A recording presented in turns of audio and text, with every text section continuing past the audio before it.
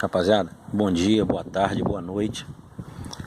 Tô fazendo esse vídeo aqui para pedir uma ajuda de vocês aí, pessoal que mexe com moto, que entende de moto aí, motovlog, rapaziada que é ferinha aí na questão de moto. Essa aqui é a minha primeira moto, né? Aí eu tô com, acho que essa moto tá meio estranha. É uma Factor 150. Factor 150. Tá com 6.000 rodadas. Ela tá com um barulho meio estranho no motor. Eu acho que é meio estranho porque eu não vejo esse barulho em outras motos. Já tive uma vez na segunda revisão na concessionária e falaram que esse barulho é normal, a vibração e tal. Só que eu achei meio esquisito. De repente vocês podem me dar um bizu aí, rapaziada que entende aí, que já mexe com moto há muito tempo.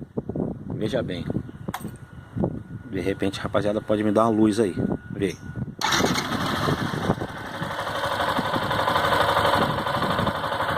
Será que esse barulho é normal? Porque eu não vi esse barulho em outras motos. Já andei em outras motos dos amigos aí. Eu fui até alertado a respeito que esse barulho não tá muito normal não.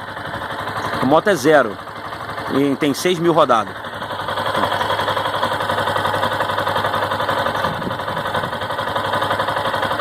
Vamos lá, dar uma melhorada aqui.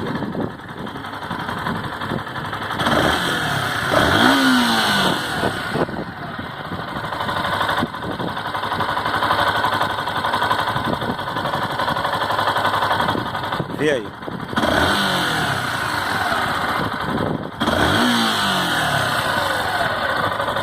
Falo desse barulhinho aqui, ó.